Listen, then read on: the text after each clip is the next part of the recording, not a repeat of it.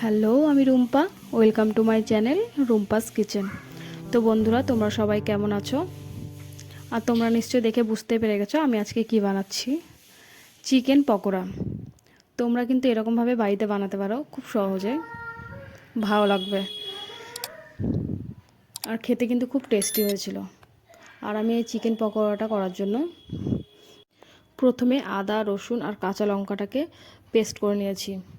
তারপরে এখানে চিকেনের টুকরোগুলো ছিল, সেটাতে পরিমাণ মতো লবণ আর লেবুর রস দিয়ে রেখে দিয়েছিলাম কিছুক্ষণ। তারপরে আদা, রসুন আর কাঁচা লঙ্কা বাটার যে পেস্টটা ছিল সেটা দিয়ে ভালো মতো মাখিয়ে রেখে দিয়েছিলাম কিছুক্ষণ।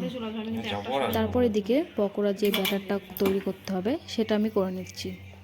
প্রথমে কর্নফ্লাওয়ার নিয়ে নিচ্ছি পরিমাণ মতো। তারপরে আদা, রসুন আর কাঁচা লঙ্কা বাটাটা দিয়ে ভালো মতো মিশিয়ে নিয়েছি। তারপরে 5টা মতো ডিম আমি দিয়ে দিয়েছিলাম। তারপরে এটাকে ভালো মতো ফাটিয়ে নিতে হবে, যাতে একদম পাতলা হয়ে যায়।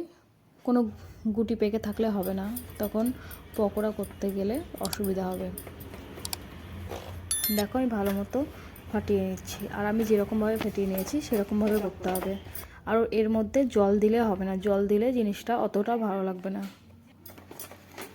এদিকে আমার ফাটা হয়ে গেছে। পকোড়ার জন্য যেমনভাবে ব্যাটারটা তৈরি করতে হবে আমি করে নিয়েছি।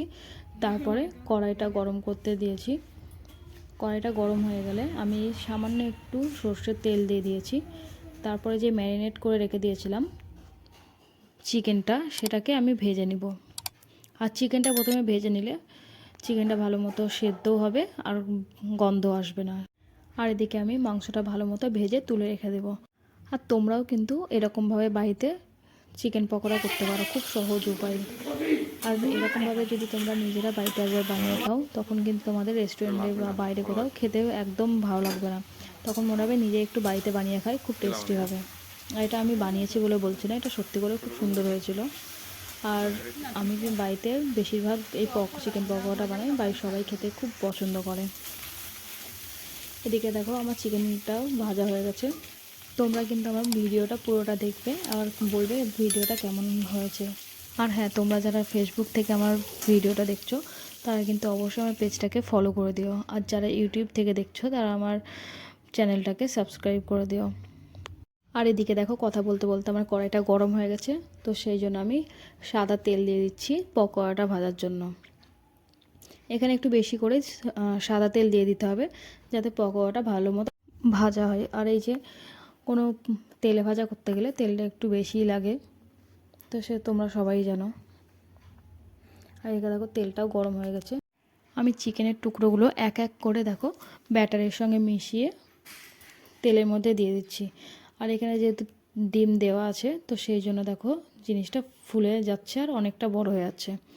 আর আমি এটাকে একটু একটু করে ভেজে নিয়েছি, দুবার করে ভাজতে হয়েছে। এবার ভেজেছি, তারপরে আবার ব্যাটারের সঙ্গে মিশিয়ে দিয়েছি, তখন জিনিসটা আরও একটু বড় হয়ে গেছে। আর এই যে বাড়িতে যখনই আমাদের চিকেন নিয়ে আসে, সলিড পিসগুলো না সেরকম তরকারির সঙ্গে ভালো লাগে না, সেই জন্য আমি তুলে রেখে দিই। চিকেন পকোড়া করেছিলাম। আর আজকে যে আমি যে ভিডিও করি সেই ভিডিওগুলো দেখে দেখে আমার কাকা, দাদা এরা সব বলে যে কিরে একা একাই খাচ্ছিস। তো সেই আর দেখো, এটা খেতে এত ভালো হয়েছিল, ওদের ভাগে কিন্তু একটু কমই পড়ে গেছিলো।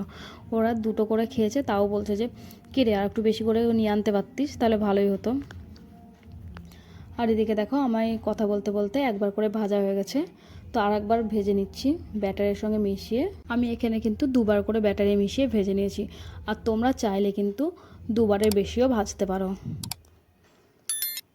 এটাতে কোনো অসুবিধাও নাই। আর খেতেও খুব ভালো হবে, একই রকমই হবে। আর এদিকে দেখো চিকেন পকোড়াটা হয়ে গেছে। তোমরা কিন্তু বাড়িতে ট্রাই করো, সত্যি করেই খুব ভালো হবে।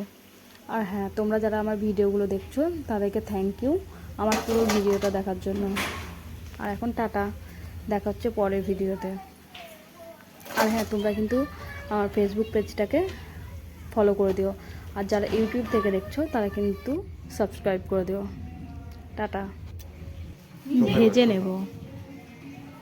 আর হ্যাঁ দেখো, আমি প্রত্যেকটা ভিডিও করার পরে রান্না টান্না হয়ে গেলে আমি তো বারে বারে টেস্ট করে বলি কেমন হয়েছে। আর এইবারে দেখো আমাকেও টেস্ট করে বলতে হচ্ছে কেমন হয়েছে। এবার দেখো, আমার রান্না তো আমার ভালোই লেগেছে, এবার তোমরাও বাড়িতে করে দেখবা, তোমাদের কেমন হয়েছে আমাকে কমেন্ট করে জানিও।